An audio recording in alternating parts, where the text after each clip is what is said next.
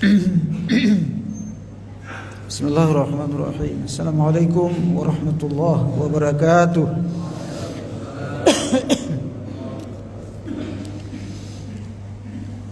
Innal hamdalillah nahmaduhu wa nasta'inuhu wa nastaghfiruhu wa nastahdihi wa natubu ilayhi wa na'udzu billahi min shururi anfusina wa min sayyiatina إنه من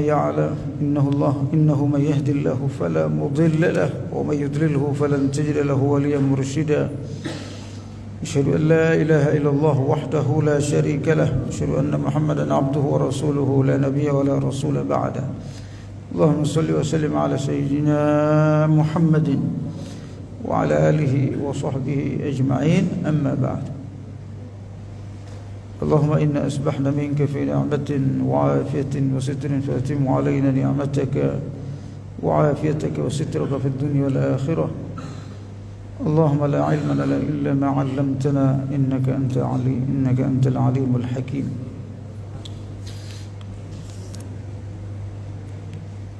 Bapak, ibu-ibu jamaah subuh Masjid Al-Ikhlas yang dirahmati Allah Subhanahu wa taala, kita bersyukur alhamdulillah. Tidak terasa kita sudah sampai di bulan Sya'ban. Setelah sebelumnya kita masuk bulan Rajab, termasuk bulan-bulan haram. Setelah itu kita akan masuk bulan Ramadan, insyaallah. Semoga Allah SWT menyampaikan umur kita, usia kita sampai bulan Ramadan insyaallah. Dan Ramadan berikutnya insyaallah. Salawat beserta salam terus kita sampaikan pada Rasulullah Muhammad sallallahu alaihi wasallam. Allahumma shalli wa sallim wa barik alaihi.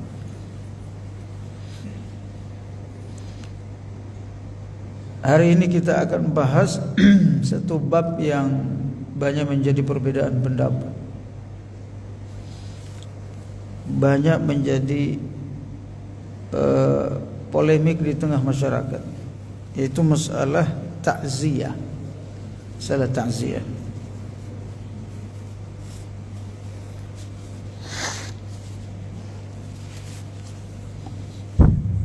Apa itu takziah? Hiya an tusalliya ahlal mayyit wa yahmiluhum 'ala as-sabri bi maw'id al-ajri. Yaitu menghibur keluarga yang meninggal dunia dan memotivasi mereka untuk bersabar dan mengharapkan pahala di sisi Allah. Wa yarghabuhum fir ridha bil qada'i wal qadar. Mendorong mereka juga untuk menerima keputusan Allah Subhanahu wa taala dan takdir Allah. Wa yad'u lil mayyit al muslim wa takuna ila 3 layalin di ayyamiha. Takziah ini juga mendoakan jenazah mayit yang muslim, dan dia biasanya berlangsung sampai 3 hari. Itu namanya takziah yang dikenal oleh para ulama. Jadi ada takziah 3 hari yang disunnahkan dan ada syariatnya 3 hari. Bukan cuma sehari ya sekalian, tapi 3 hari berturut-turut sampai mereka hilang kesedihannya.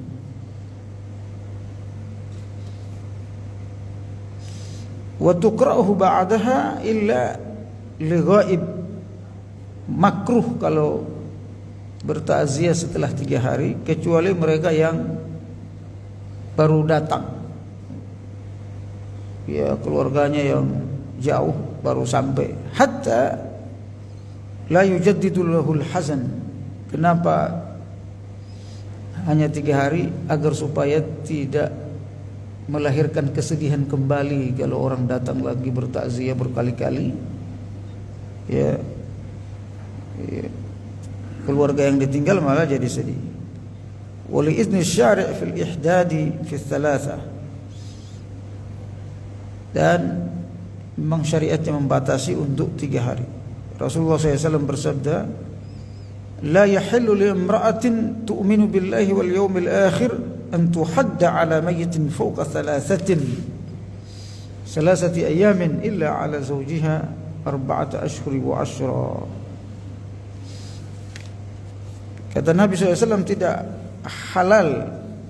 halal, tidak boleh maksudnya, la li imra'atin tu'minu billah, seorang wanita yang beriman kepada Allah Subhanahu wa taala dan hari akhir, an tuhadda ala mayyiti fawqa thalathatin, dia bertakziah di atas terhadap jenazah, terhadap mayit, si mayit lebih dari 3 hari. Illa ala zawjiha arba'ata ashhur wa ashra, kecuali dia masa iddahnya yaitu 4 bulan 10 hari. Wa yukrahu inda ghairil malikiyah tikrari at-ta'ziyah fala yu'azzi 'inda al-qabri man azza qabla dhalik. Dalam mazhab Maliki, mereka melarang, bukan haram tetapi makruh, yukrah, makruh. Dalam mazhab Syafi'i mengulangi takziah, jadi mengulangi takziah berkali-kali. Fala yu'azzi indal qabri man azza qabla dhalik. Jadi kalau sudah takziah di rumah tidak perlu lagi takziah ke kuburan dalam mazhab Maliki. Wa hiya ba'da dufni afdalu minha qablahu. Menurut mazhab Maliki, setelah dikafankan itu afdal untuk ditakziah. Kenapa? Karena keluarga masih memandikan, masih ini dan seterusnya. Kalau langsung takziah enggak enak, mengganggu malah ya, pengurusan jenazah.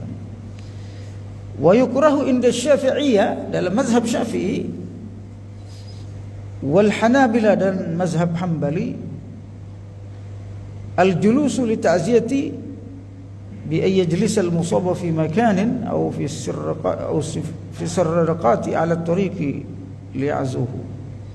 Makruh dalam mazhab Syafi'i dan Hambali duduk-duduk bertakziah pada orang yang ditimpa musibah di tempat-tempat, di jalan-jalan, itu enggak boleh. Ya, ramai di jalan kada orang meninggal gitu. Aw yajlisul mu'azzi indal musab litaziyah lima fi dzalika min istidamatil huzni. Ya, jadi kalau masih bikin rame-rame lagi gitu ya, setelah 3 hari itu akan menambah kesedihan, mengulangi kesedihan. Orang sudah mulai move on, ketika datang lagi bertakziah itu malah membuat sedih lagi, mengingat kembali keluarga.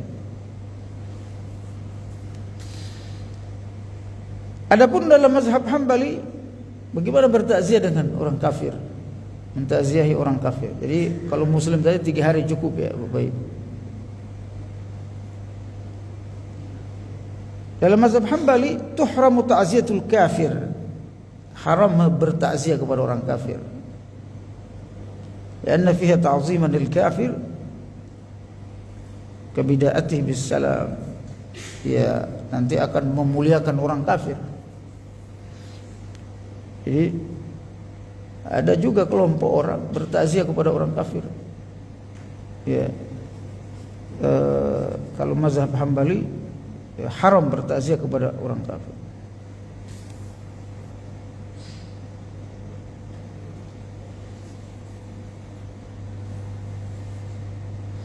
Yang berikutnya Bapak Ibu sekalian, al-buka'u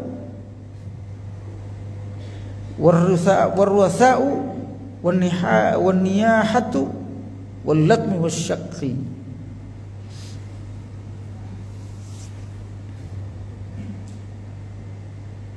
Apakah boleh menangis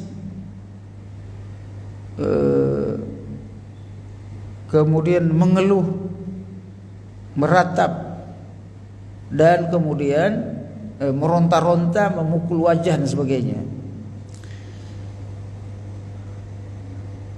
Ini khususnya bagi ibu-ibu yang kurang kuat menghadapi musibah.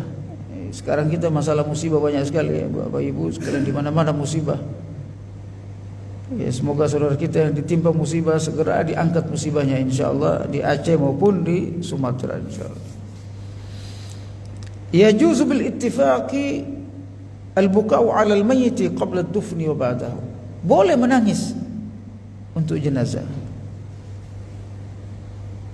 Jadi kalau ada ibu-ibu menangis karena boleh, tidak perlu dilarang.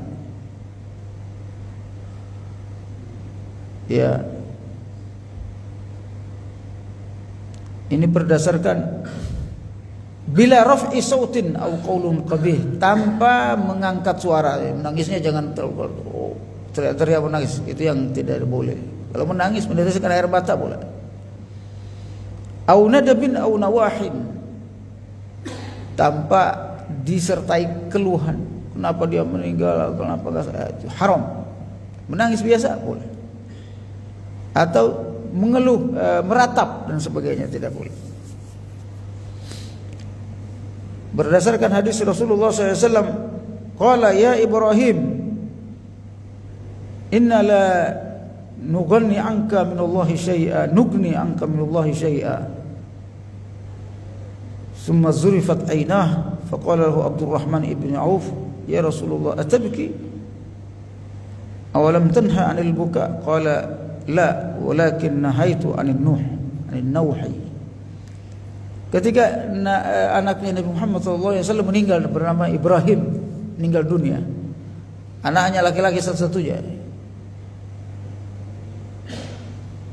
namanya Ibrahim. Ya. Ketika anaknya meninggal dunia, Nabi SAW berkata, sesungguhnya kami tidak akan menangisimu wahai Ibrahim dari Allah Subhanahu wa taala. Thumma zarafat aynahu. Para ulama sahabat seperti Jabir mengatakan, kami lihat air mata Nabi mengalir. Nangis Nabi. Nabi juga manusia, Bapak Ibu. Faqala lahu Abdurrahman bin Auf. Abdurrahman bin Auf berkata kepada Rasul, engkau menangis ya Rasul? Ya, mereka kira Nabi enggak sedih ya. Engkau juga bisa menangis ya Rasul. Atabki awalam tanha 'anil bukai? Bukankah engkau melarang menangis? Menangisi mayit. Rasulullah SAW bersabda, walakin nahaitu 'anin naum. Boleh menangis kata Rasul, tetapi aku dilarang oleh Allah meratapi, mengeluh dan seterusnya. Nangis-nangis saja, enggak usah ngomong macam-macam.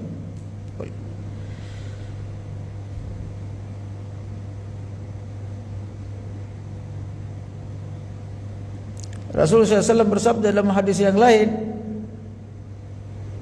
innal quluba la yahzan. Hati kita kalau ditimpa musibah pasti sedih, kata Rasul. Wa innal uyuna la tadma, atau innal uyuna la tadma wa innal qalba la yahzan. Sesungguhnya mata itu bisa meneteskan air mata kalau sedih, dan hati juga bisa merasakan kesedihan. Walakin la naqulu illa ma yarda rabbuna. Tapi kita tidak boleh mengatakan kecuali sesuatu yang diridhai oleh Allah. Inna lillahi inna ilaihi raji'un. Kita kalimat itu sudah istirja atau doa Allahumma ighfir lahu warhamhu. Atau doa yang lain yang sering dibaca oleh Nabi SAW kalau ada orang mendapat musibah, ketemu keluarganya yang mendapat musibah, biasanya Nabi mengatakan azzamallahu ajrakum wa ghafara limayyitikum. Semoga Allah SWT melipat gandakan pahala kalian karena mendapat musibah itu, dan mengampuni saudara kalian yang meninggal dunia. Azzamallahu ajrakum wa ghafara limayyitikum. Itu Nabi SAW kalau ada musibah seperti itu. Jangan kita ini budaya Islam ya, cara Islam menghadapi musibah, Bapak Ibu. Ya, Tidak boleh mengeluh dan disebut-sebut lagi, wah, harusnya dia tidak meninggal, harusnya begini. Coba kalau kemarin dimasukkan ke ini. Enggak usah. Itu sudah takdir Allah Subhanahu wa taala. Qaddarallahu ma syaa. Wal buka'u la yunafi ar-ridha bi khilafil buka'i ala liqwati hazzihi. Menangis itu tidak harus tidak berarti menghilangkan keridhaan terhadap takdir Allah. Ya. Menangis, kita manusia menangis. Itu wajar, kita sebagai manusia. Kita bukan malaikat.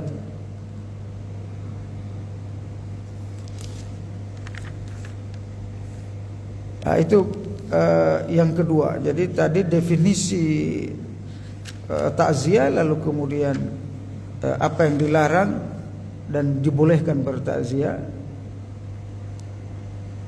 Ada beberapa hal yang dilarang dalam takziah. Yang pertama, an-nadabu, wa huwa ti'danu mahasinul mayyit.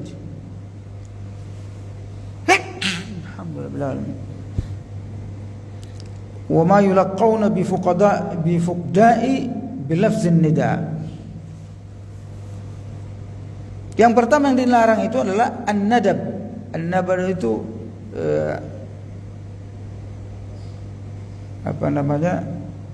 panggilan seruan kepada si mayit karena penyesalan. Oi fulan, Muhammad, kenapa? Itu ada seruan kayak dia manggil wahai mani, itu enggak boleh.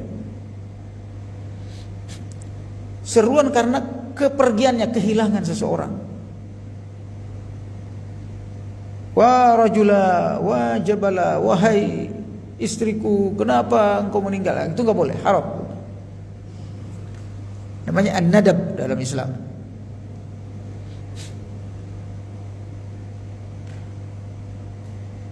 Banyak sekali ini ya. Jadi orang-orang jahiliyah dulu sering melakukan ini kalau ada yang meninggal.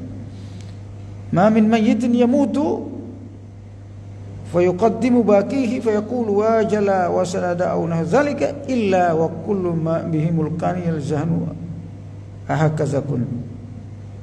Jadi kata ada hadisnya ini Bapak sekalian, diriwayatkan oleh Tirmidzi.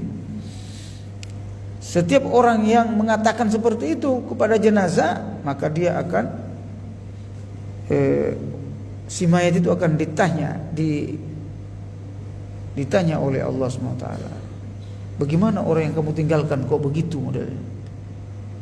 Ada hadisnya. Ini nggak perlu kita sebut-sebut lagi. Kalau sudah orang sudah meninggal, selesai. Orang meninggal itu hanya pindah saja, Bapak Ibu. Ya, orang meninggal itu seperti pindah saja. Yang kedua yang dilarang an-nauh, niyahah. Niyahah itu meratap bahasa kita. Fa huwa raf'us sauti bin nadab, yaitu menguatkan suara ketika memberikan ratapan. Li khabarin na'ih, an-na'ih idza lam tatub tuqamu yaumal qiyamah.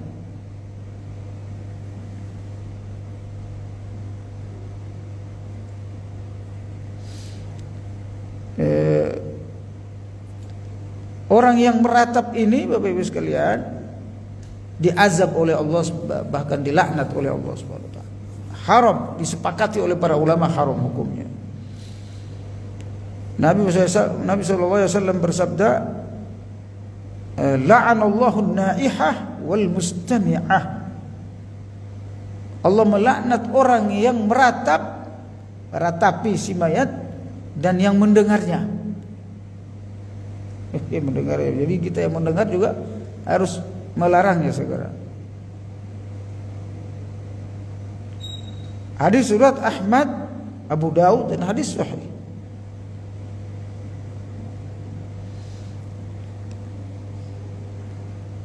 Yang keempat yang dilarang, yang ketiga yang dilarang tadi, yang pertama nadab, teriak-teriak, yang kedua meratap, yang ketiga al-jaza. Al-jaza ini adalah dia tidak teriak tetapi dia memukul-mukul badannya. seperti yang dilakukan oleh Syiah. Yadribu as-sadr wa nahwihi ka shakki jaybin wa nashri syi'rin wa taswidi wajhin wa ilqa'i rumadu ala ra'si. Al-jaza ini adalah perbuatan dengan cara memukul dada, menjambak rambut, merobek kantong dan seterusnya, mencakar wajah, para sedih, itu haram hukumnya. Dia boleh ketika ditimpa muslim. Ini adalah kebiasaan jahiliyah, kembali dilakukan oleh kaum Syiah zaman kita ini.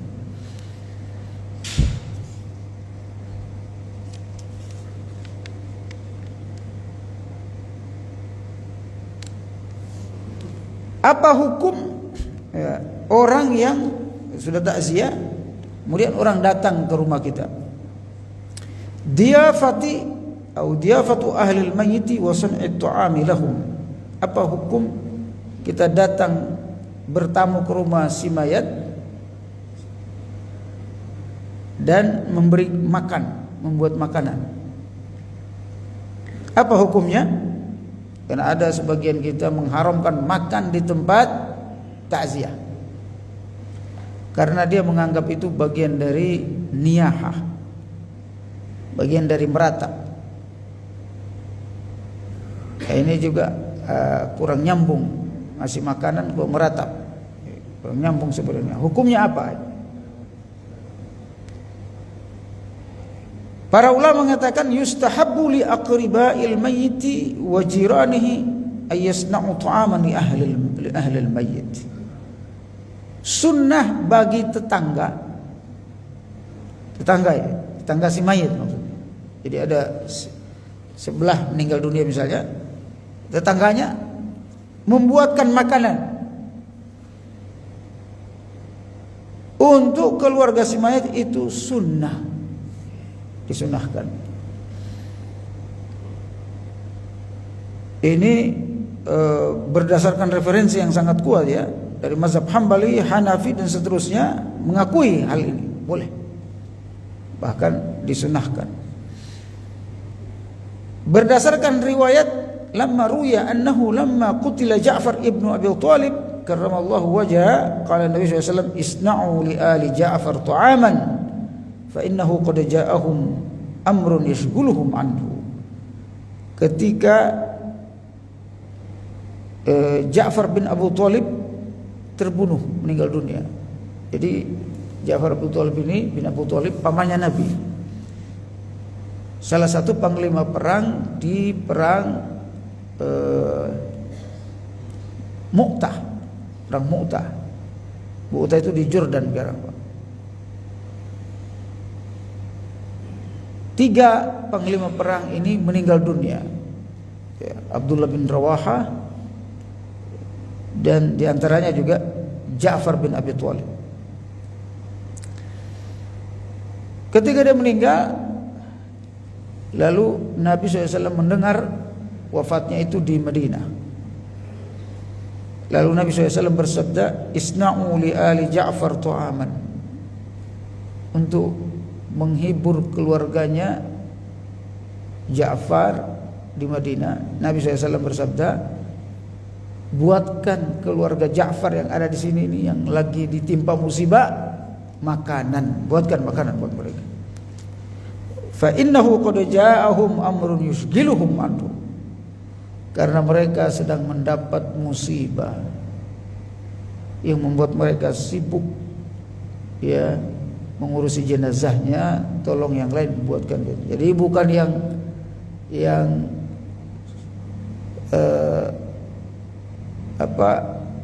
ditimpa musibah itu yang bikin makanan. Tapi di sini kata Nabi fa innahum, karena mereka sibuk mengurus jenazahnya. Wa yab'atsu bihim ilaihim i'anatu lahum wa khabaran liqulubihim wa jabran liqulubihim fa innahum rubbama istaghallu bi musibatihim. Ya, diberikan motivasi kepada mereka agar tidak sedih, ya hati mereka tidak sedih, karena mereka kalau sudah orang meninggal dunia itu nggak bisa ngapa-ngapain, keluarga itu pada sedih. Nah, kalau dalam keadaan sedih begitu mereka tetap membuat makanan, itu yang membuat mereka juga akan sibuk. Bukan niyaha, tetapi menyibukkan mereka, membuat kasihan gitu. Maka tetangganya kalau bisa membuatkan makanan buat mereka untuk menghibur mereka.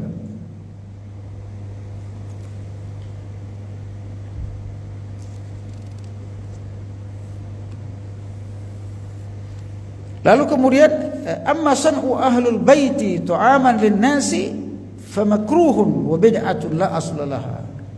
Adapun ahlul bait yang meninggal, keluarga yang meninggal, ya membuatkan makanan untuk keluarga, sengaja gitu membuat makanan, kemudian memaksakan diri harus masak, itu bid'ah. Para ulama mengatakan memang bid'ah, tidak boleh, karena menyusahkan mereka. Kenapa? Li'anna fihi ziyadatun ala musibatihim, akan menambah musibah mereka. Wa syaglan lahum ila syughlihim, membuat mereka sibuk. Dan ini termasuk perbuatan jahiliyah. Wa in kana fil waritha qasir dunal bulugh. Menurut Jarir bin Abdullah, kunna na'uddul ijtima' ila ahli al-bayt wa san'ihim at-ta'ama min an-nahiyah. Di zaman kami, kata beliau, menyiapkan makanan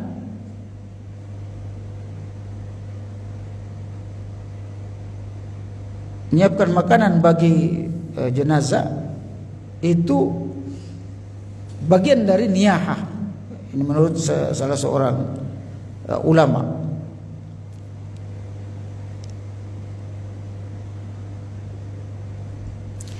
Wa in da'at al-haja ila dhalika jaza fa innahu rubbama ja'ahum man yahduru maytahu min al-qura wal amakin al-ba'ida. Tapi kalau kondisinya, para ulama mengatakan, tapi kalau kondisinya membutuhkan pada penyiapan makanan itu dan minuman, karena ada keluarga lagi capek, masa enggak dikasih minum? Masa enggak dikasih makan? Orang kali kuburan, orang capek dan seterusnya, enggak dikasih makan, kasihan.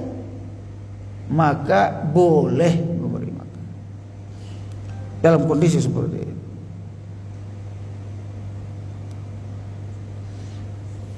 Di Indonesia ini berbeda-beda. Ya, di Indonesia kalau ini di kondisi para ulama sebelum zaman kita ini, dan di sebagian negara Arab. Bagaimana di kita di Indonesia? Di Indonesia Bapak Ibu sekalian, menyuguhkan makanan minuman itu sesuatu yang badihi. Sesuatu badihi itu sesuatu yang otomatis. Ya, Bapak Ibu, kalau kita ke rumah orang, ke rumah, minum Pak, itu sesuatu budaya, bukan karena orang meninggal saja. Jadi ketika kita datang takziah, nggak enak tuan rumah itu nggak ngasih minum. Jadi itu bukan dia menyibukkan dirinya, memang dia otomatis. Bahkan ketika kalau zaman sekarang kita di ruang tamu itu udah ada air 24 jam di situ. Apakah itu masuk niyahah? Kalau yang seperti itu, karena niyahah tadi itu menyibukkan, membuat dia sedih. Semua perbuatan yang membuat dia sedih bersedih kembali dan menyibukkan dia, itu yang tidak boleh. Sehingga disunahkan itu justru tetangganya yang ngasih makanan. Tapi ini dia tidak sibuk, tidak sedih, malah senang tamu itu datang, minumannya diminum. Nah, dalam kondisi seperti ini boleh saja, tidak termasuk bid'ah, tidak termasuk niyaha. Ya, karena dia sudah adat istiadatnya begitu, kebiasaan ngasih makan minum orang datang ke rumah. Ya. Jadi Bapak Ibu sekalian, ini ternyata tidak saklek seperti yang kita lihat. Pokoknya ada makanan sudah haram. Ya.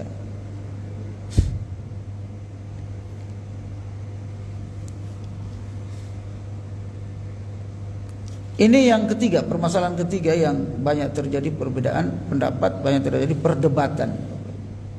Nah, kita ambil jalan tengahnya. Kalau itu menyibukkan keluarga, membuat sedih keluarga, maka dia bid'ah dan haram, tidak boleh. Tapi kalau itu sudah otomatis tidak ada masalah. Apalagi dia orang kaya, Bapak Ibu. Keluarga kaya. Ya, zaman dulu itu kalau nyiapin makanan itu menyibukkan. Zaman dulu. Karena tidak seperti sekarang fasilitas hidupnya. Lalu sekarang itu otomatis enggak sibuk, saya enggak sedih kok, malah senang. Maka itu tidak termasuk niyaha. Boleh saja minum. Orang lagi gali kuburan capek. Ini menurut para ulama begitu, boleh saja. Jaza boleh, tidak harus. Lagi capek jauh datang, kita hormati. Jadi dia bukan bagian dari niyaha itu, tapi bagian dari urf, kebiasaan orang menjamu. Selama tidak menyibukkan. Kalau menyibukkan jangan siapkan. Ya, seperti itu Bapak sekalian. Jadi sesuai kondisinya. Ini yang ketiga. Yang keempat, al-qira'atu 'alal mayyiti wa ihda'its tsawabi lahu. Ini pandangan yang paling tengah ini, Pak.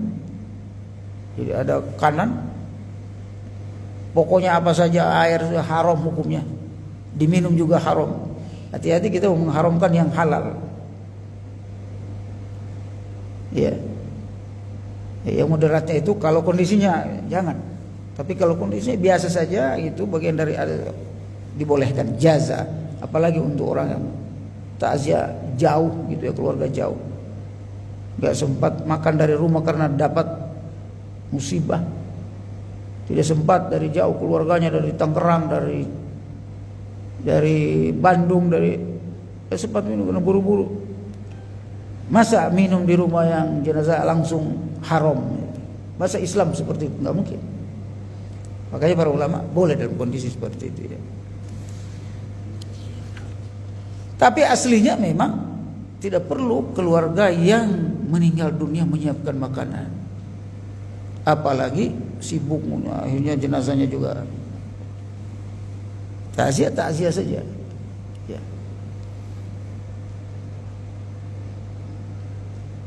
Yang berikutnya Bapak Ibu sekalian, yang keempat ini, al-qira'atu 'alal mayyiti wa idahi tsawabi lahu. Baca Quran kepada si mayat dan memberi hadiah sebagai hadiah bagi mengirimkan pahala kepada yang sudah meninggal dunia. Boleh apa enggak?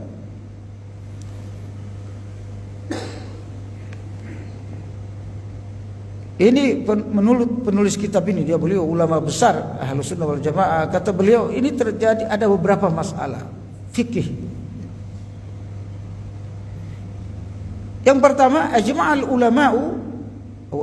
ulama'i ala intifa'i al-mayyit bid-du'a wal istighfar binahwi Allahumma ighfir lahu warhamhu. Sepakat para ulama bahwa si mayit yang sudah dikuburkan itu akan mendapat manfaat dari istighfar, doa yang kita panjatkan kepadanya. Itu sepakat, Pak. Tidak ada perbedaan pendapat. Jadi bahwa pahala doa yang kita doakan itu nyampe ke si mayat. Itu sepakat. Kenapa? Karena ini berdasarkan ayat Quran. Dalilnya Quran.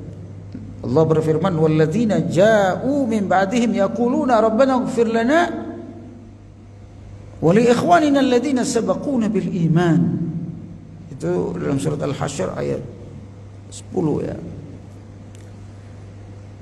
Orang-orang yang datang setelah orang yang meninggal dunia, maksudnya yang hidup ini mendoakan yang sudah meninggal dunia, baik yang baru maupun yang sudah lama meninggal. Mereka berdoa, yaquluna rabbana ighfir lana, wahai Tuhan kami, ampuni kami dan saudara-saudara kami yang telah dahulu meninggalkan kami, yang sudah meninggal dunia. Ayat ini ngajarin kita doain orang yang sudah meninggal, menunjukkan bahwa doa kita nyampe, ya, pahalanya nyampe. Kalau nggak nyampe, ngapain Allah suruh kita doa? Gitu ya. Allah sendiri yang sampaikan. Wastaghfir li dzambika walil mu'minin, dalam ayat yang lain wastaghfir li dzambika walil mu'minin wal mu'minat. Wahai Muhammad, beristighfar atas doamu dan atas dosamu dan dosa orang mukmin dan mukminat yang sudah meninggal dunia. Ini surat Muhammad ayat 19. Ya. Jadi Allah suruh kita meminta ampunkan yang sudah meninggal dunia, ya, yang masih hidup dan meninggal dunia. Wada'an Nabi sallallahu alaihi wasallam li Abi Salamah hina mata walil mayyit alladhi shalla alaihi fi hadisin Auf bin Malik wa li kulli mayyitin shalla bihi. Nabi sallallahu alaihi wasallam senantiasa mendoakan jenazah kalau ada jenazah. Kalau ada muslim yang meninggal zamannya, beliau langsung mendoakan. Wa sa'ala rajulun An-Nabi SAW faqala ya Rasulullah inna ummi matat fayanfa'uha idza tasaddaqtu anha. Nah, ini masalah yang berikutnya tentang pahala yang sampai. Suatu ketika sahabat berkata kepada Rasulullah, namanya Auf bin Malik, diriwayatkan oleh Auf bin Malik, ya, seorang datang kepada Rasul bertanya, wahai Rasul, ibuku meninggal dunia, apakah boleh aku bersedekah karenanya? Bersedekah untuknya, untuk ibuku yang sudah meninggal dunia itu, apa bermanfaat? Maksudnya nyampe enggak pahala sedekah saya kalau saya bersedekah ke ibu saya yang sudah meninggal dunia? Qala na'am. Nabi sallallahu alaihi wasallam bersabda, menjawab, ya, sampai, ya, ada manfaatnya. Hadis ini diriwayatkan oleh Abu Dawud dan menurut para ulama hadisnya sahih. Yang kedua, waja'at imra'atun ila Nabi sallallahu alaihi wasallam faqalat ya Rasulullah inna faridatullahi fil haji adraktu abi shaykhan kabiran la yastati'u an yathbita 'ala ar-rahila afa hajja anhu qala ara'aita law kana 'ala abika dinun akunta qadiyatihi qalat na'am. Seorang wanita datang kepada Rasulullah sallallahu alaihi wasallam dan berkata kepada Rasul, wahai Rasulullah, sesungguhnya salah satu kewajiban kita akan berhaji. Kewajiban kita akan berhaji, kata wanita ini. Bagian rukun Islam, wajib. Adraktu abi shaykhan kabiran, tapi saya lihat bapak saya ini nggak bisa haji lagi, dia udah tua, udah lansia, nggak bisa, udah sepuh, tidak bisa melakukan perjalanan karena rumah kami jauh dari Mekah. Apakah boleh aku menghajikannya? Nabi SAW bersabda, ara'aita law kana ala abika dinun akunta qadiyatahu. Kalau kamu lihat bapakmu punya utang kepada seseorang, kamu mau lunasi gak? Kata ibu ini, perempuan ini, ya saya aku lunasi. Nah begitu juga haji itu boleh. Makanya dari sinilah haji itu boleh, namanya haji badal, ya, walaupun orangnya masih hidup. Fadainullahi ahaqqu ayyuqda, kata Nabi, utang kepada Allah lebih utama untuk dilunasi. Hadis ini diriwayatkan oleh Ahmad, An-Nasai dan hadis sahih.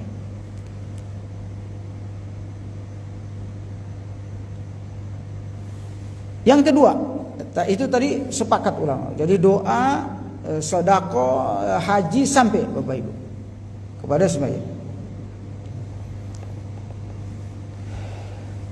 Nah, bagaimana dengan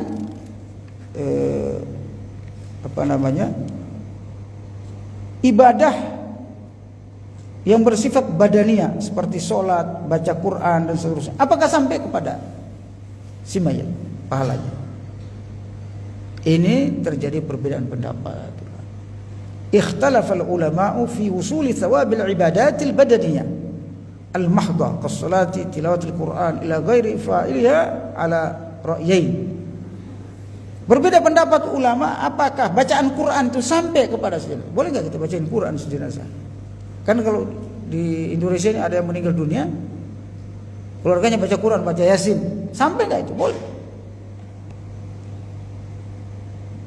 Atau sholat keluarganya itu sholat waktu, sampai enggak ke mayit itu? Nah, ini kajian kita ini Bapak sekalian, kajian fikih ini penting yang kayak gini. Jangan cuma dengar di YouTube perbedaan pendapat ini berantem. Enggak dijelaskan sumbernya, dalilnya enggak disembah. Nah, itu mengundang perdebatan dan mengundang permusuhan. Ternyata Bapak Ibu sekalian, hal seperti ini berbeda pendapat para ulama. Jadi tidak sepakat ulama atas keharamannya dan tidak sepakat ulama atas kebolehannya. Berbeda pendapat. Adapun mazhab Hanafi, Hambali dan pengikut mazhab Syafi'i belakangan serta Maliki, empat-empatnya Mas. Cuma dari empat mazhab ini semuanya, tetapi ada sebagian pengikutnya tidak ikut dalam pendapat ini. Apa pendapatnya? Biwusulil qiraati lil mayyiti idza kana bihadratihi aw da'a lahu aqbihi walau ghaiban lianna mahallul qiraati tanzilu fihi ar-rahmati wal barakah wad du'a uqbahu arja lil qabul.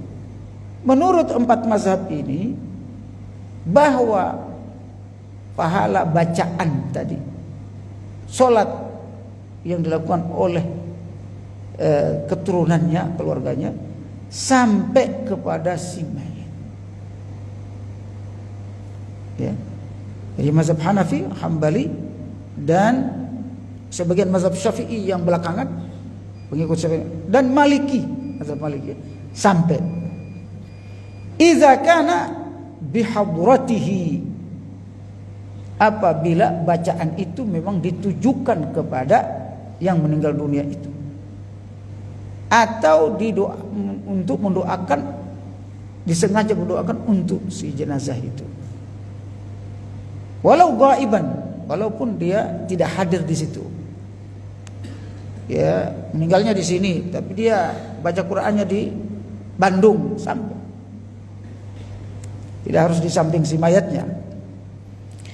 Lianna mahallul qira'at tanzilu fihi ar-rahmati wal barakah. Kenapa bacaan Quran ya dan ibadah lainnya itu melahirkan rahmat dan keberkahan. Wa du'a aqbaha arjalil qabul. Tetapi doa itu justru yang disepakati tadi, doa itu yang disepakati sampai adalah doa. Menurut penulis kitab ini. Wara'a mutaqaddimil Malikiyah wal masyhur inda Syafi'i al-awail adamu wusuli thawabil ibadatil mahdha li ghairi fa'iliha. Adapun mazhab Maliki yang mazhab Maliki klasik yang dahulu dan mazhab Syafi'i, pendapat mazhab Syafi'i yang terdahulu, ya. Jadi mazhab Syafi'i ini, Bapak Ibu, setiap mazhab itu Bapak Ibu sekalian ada ulama yang mengembangkan mazhabnya. Dari mazhab Maliki banyak ulama yang mengembangkan, termasuk Imam Syatibi, Ibnu Qudamah Al-Maqdisi, tidak sezaman dengan Maliki, Imam Malik, tapi mereka mengembangkan mazhab itu sampai sekarang, bahkan sampai hari kiamat nanti. Mazhab Syafi'i juga begitu, ada yang mengembangkan, ada namanya Imam Rafi'i, Imam As-Subki, Imam Nawawi, itu yang mengembangkan. Tidak sezaman, bedanya itu 500 tahun dengan Imam Syafi'i. Nah, di awal-awal Syafi'i, di awal-awal Maliki itu tidak boleh, tidak sampai bacaan Quran itu kepada si mayat. Bukan haram, tapi pendapat itu sampai apa enggak? Tidak sampai. Jadi kalau dibacakan untuk mayat enggak ada manfaatnya. Kenapa enggak sampai? Tetapi para ulama pengikut mazhab Syafi'i yang belakangan, ya, seperti Nawawi, Imam Rafi'i, Imam As-Subki, Ibnu Hajar Al-Asqalani dan seterusnya, Imam Al-Ghazali dan sebagainya, mengatakan sampai. Jadi begitu sekalian. Khususnya dua mazhab, Maliki, Syafi'i. Adapun Hambali, Hanafi, dari dulu sampai sekarang sampai. Tidak ada perbedaan di antara mazhab itu. Ini jelas ya ibu sekalian. Karena YouTube enggak dijelasin kayak gini modelnya. Pokoknya enggak sampai aja udah. Padahal ini perbedaan pendapat. Perbedaan pendapat.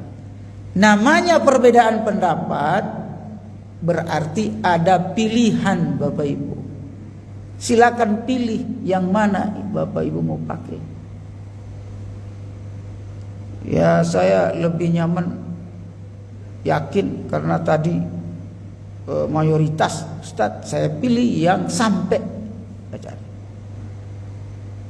Oh, saya mau ikut mazhab Syafi'i yang dulu, yang klasik, ya, yang mengatakan tidak sampai. Saya nggak pakai itu. Boleh, silakan. Di antara mazhab Syafi'i beda pendapat. Di antara mazhab Maliki aja beda pendapat. Boleh. Yang tidak boleh itu kita yang saling bermusuhan. Sementara ulama ini berbeda pendapat. Selalu saya kalau kajian kitab ini, kajian fikih mazhab ini, kajian perbedaan pendapat ulama ini, selalu saya sampaikan, yang berbeda pendapat itu ulama, bukan kita, Pak. Ya, yang boleh berbeda pendapat itu ulama, bukan kita. Kita ikutin ulama, karena kita bukan ulama. Tidak setiap ulama juga bisa mujtahid, tidak. Apalagi yang bukan ulama. Jadi bukan kita yang berbeda pendapat, kita lihat ulamanya.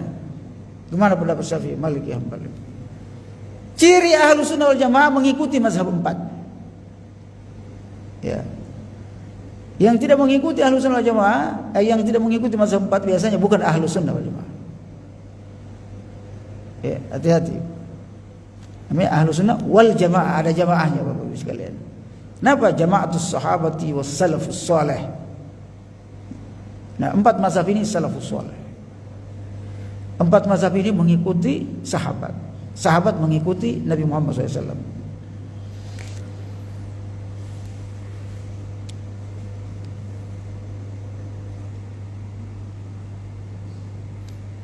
Bahkan dalam mazhab Hanafi, Al-Mukhtar, yang mazhab kami, yang dipilih oleh mazhab kami dalam mazhab Hanafi maksudnya, adamu karahati ijlasil qari'ina liyaqra'u indal qabri. Tidak boleh melarang orang-orang yang duduk di kuburan membaca Quran untuk sembahyang. Tidak boleh. Dalam mazhab Hanafi. Wa qalu fi babil haji 'anil ghairi lil insani aj'ala thawaba 'amalihi li ghairihi. Dalam mazhab Hanafi sudah pasti bahwa bacaan Quran, salat, haji, sedekah sampai kepada sembahyang. Itu Hanafi enggak ada perbedaan pendapat, sepakat. Ada kitab namanya kitab Aqidah, Syarah Aqidah Thahawiyah. Ya, Thahawiyah ini adalah dari mazhab Hanafi. Kitab akidah yang sangat terkenal kalangan Ahlus Sunnah wal Jamaah itu namanya kitab Aqidah At-Thahawiyah. Diterima oleh semua mazhab. Kitab akidah pertama yang ditulis secara sistematis. mereka mengatakan seperti apa yang disampaikan oleh mazhab Hanafi ini, karena dia penulisnya mazhab Hanafi. Sampai bacaan Quran sampai sekalian. Bahkan mazhab Hambali mengatakan sampai. Nah, yang mengatakan tidak sampai itu mazhab apa? Saya nggak tahu juga. Ya. Yang mengatakan tidak sampai itu sebagian mazhab Syafi'i dan sebagian mazhab Maliki. Sebagian, tidak semua. Adapun adapun Hanafi Hambali sampai. Tidak ada perbedaan. Ya. Bahkan dalam mazhab Hanafi, wa qala al-Hanabila, berkata mazhab Hanafi, la ba'sa bil qiraati indal qabri. Tidak mengapa, tidak apa-apa membaca Quran di sisi kuburan orang yang sudah meninggal. Mazhab Hambali yang banyak dipakai di Saudi, di Kuwait. Ya, Bapak Ibu.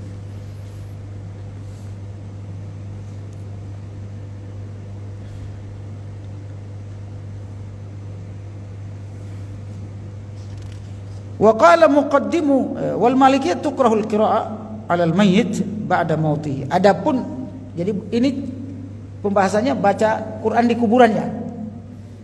Ya, kalau tadi Hanafi, Hambali boleh, dua mazhab boleh.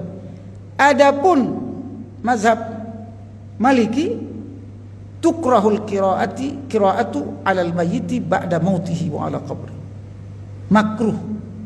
Tidak haram, makruh membaca Quran di samping jenazah, baik sebelum dikuburan maupun sudah dikuburkan. Ini menurut Malikiyah.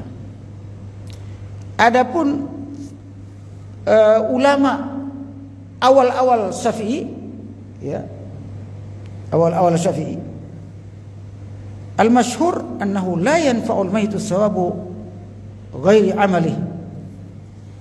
Mereka berpendapat, ya, masa-masa awal mazhab Syafi'i, mereka berpendapat tidak manfaat kepada mayit ibadah salat maupun bacaan Quran di keluarga yang masih hidup kepada yang mayit. Tidak manfaat, tidak sampai. Itu para mazhab Syafi'i yang awal. Adapun yang belakangan, Imam Nawawi, Ghazali, Al-Ghazali, Ibnu Hajar Al-Asqalani dan seterusnya, mereka mengatakan sampai. Wallahu a'lam bissawab.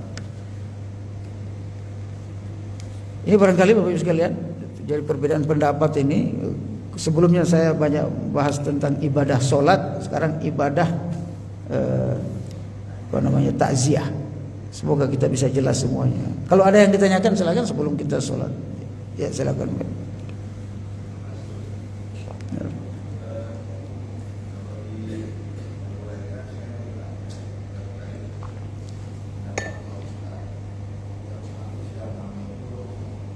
Agak kencang sedikit, kurang kedengaran, Pak.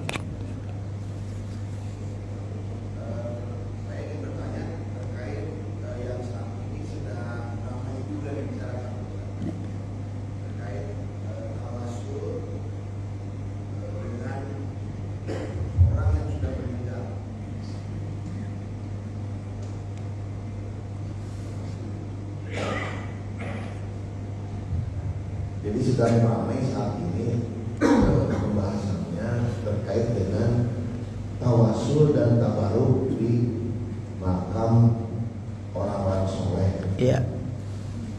Saya ingin tahu pendapat Pak Ustaz terkait tawasul dengan perantaraan orang yang sudah meninggal, dan tabaruk di makam orang-orang yang soleh. Iya. Itu saja Pak Ustaz. Terima kasih.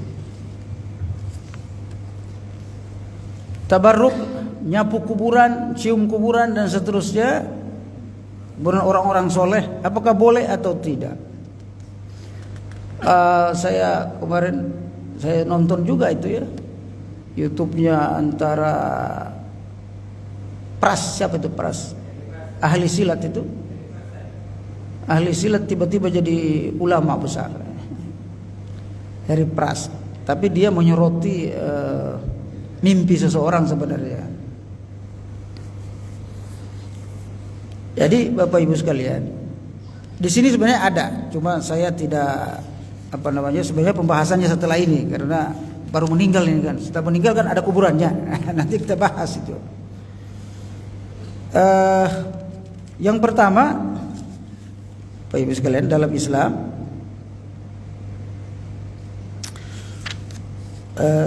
sifatul quburi wa ihtiramuha. Dalam Islam menghormati kubur itu adalah ajaran Islam. Menghormati kubur, memuliakan kuburan, ajaran Islam. Makanya nggak boleh kita menginjak kubur, Pak. Itu sepakat ulama. Dikotori kuburan nggak boleh. Ngomong sembarangan di kuburan nggak boleh. Kenapa? Itu ajaran Islam. Itu yang pertama, Pak ya. Menghormati kuburan itu ajaran Islam. Nabi SAW menghormati kubur. Bahkan Nabi SAW dalam hadis riwayat Aisyah, Nabi hampir setiap malam mendatangi kubur di Baqi belakang Masjid Nabawi.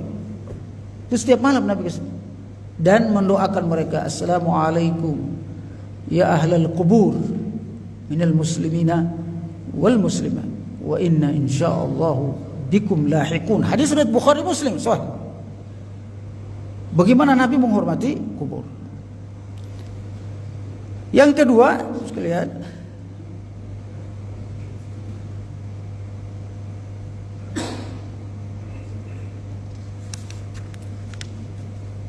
saya bacakan biar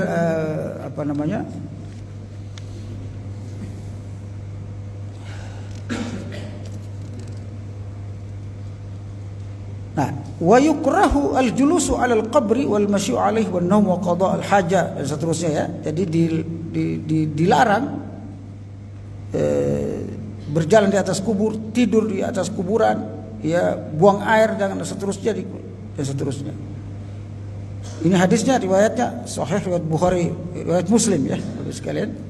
La tajlisu 'ala al-quburi wa la tusallu ilaiha. Jangan kalian menduduki kubur dan jangan salat di atasnya. Ya. Lalu kemudian bagaimana mencium kubur dan tak mengambil tabarruk?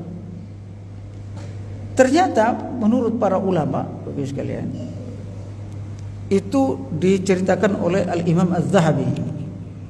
Al-Imam Az-Zahabi ini dari mazhab Hambali, muridnya Imam Ibnu Taimiyah, penulis kitab Rijalul Hadis yang sangat terkenal, namanya Syiar Alamun Nubala. Imam Az-Zahabi biasanya kalau menulis riwayat disepakati oleh para ulama, tulisan dia tentang riwayat mendatangi kuburan dan kemudian memuliakan orang di kuburan itu dan bahkan mengambil berkah. Tabarukan di sini Bapak sekalian, mengambil kebaikan dari kuburan. Berkah itu bukan menyembah kubur, beda. Ya. Kita ini kadang kalau sudah tabarukan dianggap menyembah. Tidak, tabarukan itu bukan menyembah Bapak Ibu sekalian. Mengambil manfaat dari kuburan itu. Yang punya kuburan maksudnya.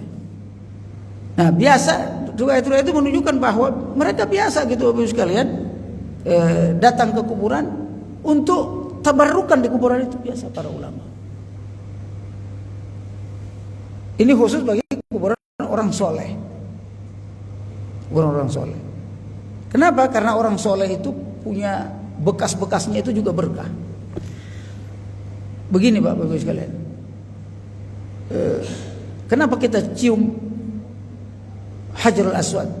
Itu namanya tabarrukan, mengambil berkahnya, bukan menyembah Hajarul Aswad. Kata Umar radhiyallahu anhu, ini kalau wahai Hajarul Aswad, kalau aku tidak lihat Nabi menciummu, saya tidak akan cium kamu, gitu.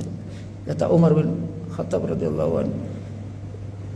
Ya, biasa. Karena Hajarul Aswad itu mengandung keberkahan. Dan itu disepakati ya Bapak sekalian, peninggalan Nabi itu mengandung keberkahan. Yang berbeda pendapat itu peninggalan ulama mengandung berkah atau tidak, termasuk kuburnya. Itu yang berbeda pendapat. Ada yang mengatakan bahwa semua peninggalan Nabi, bekas Nabi, benda-benda yang ditinggalkan Nabi itu berkah, itu sepakat. Tapi kalau ulama tidak sepakat ulama.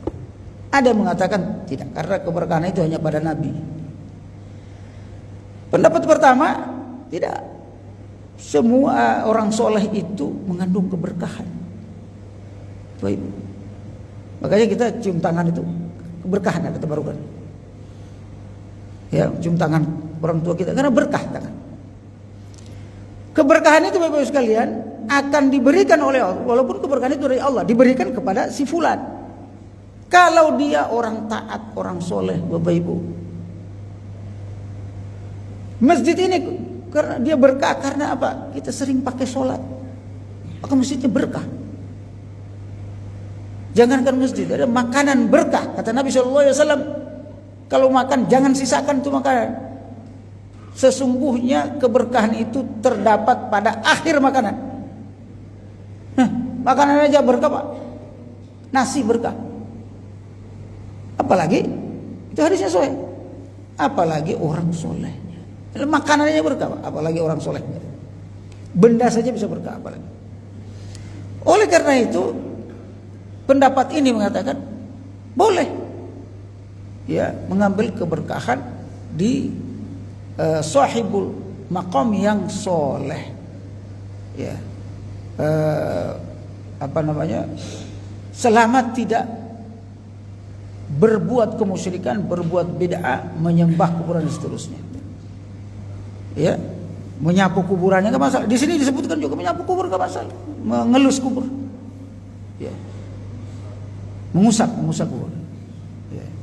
Tidak ada masalah. Karena para ulama pembahasannya panjang sekali itu. Ya, mereka mengusap kubur itu bukan kemudian untuk menyembahnya, tidak. Dia rindu kepadanya. Selama tidak dijadikan kubur itu dijadikan tempat sembahan dan seterusnya. Jadi ada batasnya. Kenapa? Karena para sahabat biasa mengusap kubur Nabi SAW. Ya. Nah, itu yang bahkan sahabat mengulus kubur sahabat yang lain. Yang pendapat yang kedua mengatakan tidak boleh. Kenapa? Pendapat yang kedua ini lebih pada syadduz zari'ah namanya. Syadduz zari'ah itu ada salah satu dalil yang dipegang oleh Ahlus Sunnah wal Jamaah, menghindari sesuatu sebelum terjadi, namanya syadduz zari'ah. Jangan sering-sering mengusap kubur, nanti lama-lama disembah. Itu namanya syadduz zari'ah. Ya. Yang seperti ini boleh saja, tidak ada masalah. Ya, dia punya dalil. Yang pertama juga punya dalil. Yang kedua ini dalilnya syadduz zari'ah saja sebenarnya. Kadang Bapak Ibu sekalian ingin saya sampaikan, ini sudah sering saya sampaikan di sini. Apa itu? Kadang kita itu nggak tahu apa itu dalil. Dalil itu Bapak Ibu sekalian adalah dasar kita melakukan sesuatu. Arti dalil aslinya adalah petunjuk yang kita gunakan untuk melakukan sesuatu, termasuk ibadah dalam masalah, khususnya dalam masalah ibadah. Nah, dalil itu ada yang disepakati, ada yang tidak disepakati. Dalilnya disepakati Quran, hadis atau sunnah, ijma dan qiyas. Dalil yang tidak disepakati ada 11. Termasuk tadi uruf tadi. Jadi kalau dia pakai dalil 11 ini, ya pasti berbeda pendapat. Ya, kalau yang disepakati itu pasti tidak berbeda pendapat. Nah, makanya dalil yang mana dulu dipakai. Kalau dalil pendapat sahabat pasti berbeda pendapat, karena dalil ra'yus sahabat itu dalil. Tapi berbeda pendapat ulama 4 mazhab itu boleh dijadikan dalil apa enggak. Nah, yang tidak boleh sama sekali kita bikin dalil. Nah, itu Orang sekarang sering bikin dalil, padahal dalil sudah ada yang disepakati, ada yang tidak disepakati. Wallahu a'lam bishawab. Ini karena waktunya sangat sempit ya sekali Bapak Ibu. Kita lanjutkan. Sebentar, Ustaz. Ya. Tadi yang mengenai boleh tabaruk di makam orang soleh. Pak Ustaz menjelaskan hanya musaf. Karena di masyarakat itu ngajak ngobrol kuburan, Ustaz. Boleh ngajak ngobrol, misalnya ayahnya sudah meninggal, dia mau menikahkan anaknya, tapi cucunya yang dimakamkan itu. Ayah, saya mau menikahkan anak saya, tolong doakan. Nah seperti itu, apakah tabaruk seperti itu boleh?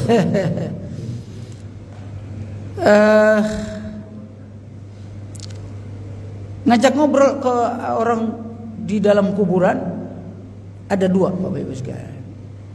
Ngajak ngobrol kuburan itu boleh, ya, ngajak ngobrol.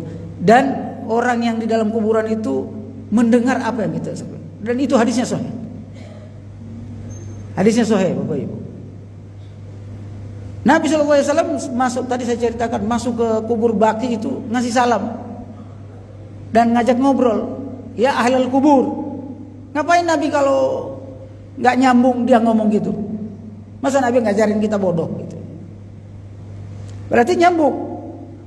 Ya, assalamualaikum ya ahlal kubur. Assalamualaikum wahai penduduk kubur. Ya, itu ngajak ngobrol nggak? Walaupun itu kemudian jadi doa gitu.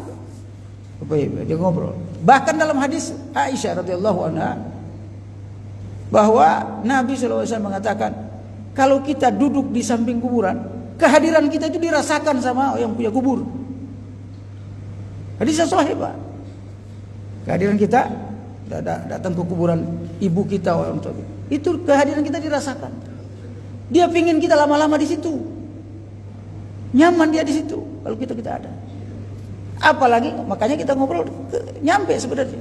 Tapi yang masalah itu adalah, wahai bapak, gitu ya, tolong saya menikahkan anak. Itu yang apa namanya? Yang sunnahnya, kalau menurut saya ya, yang sunnahnya itu adalah mendoakannya,